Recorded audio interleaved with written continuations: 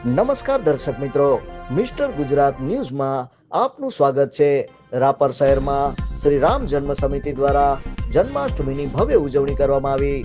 રાપર શહેરમાં શ્રી રામ જન્મ સમિતિના સંચાલનમાં જન્માષ્ટમી મહોત્સવમાં ધામધૂમપૂર્વક ઉજવણી કરવામાં આવી હતી.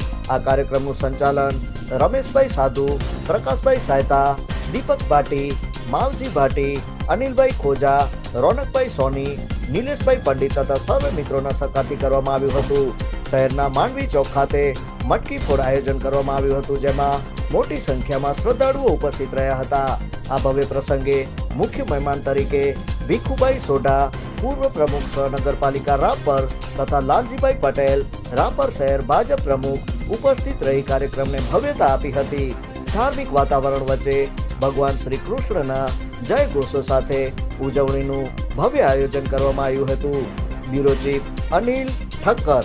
જોતા રહો મિસ્ટર ગુજરાત ન્યૂઝ, સત્યતાની સાથે સ્પષ્ટ વાત.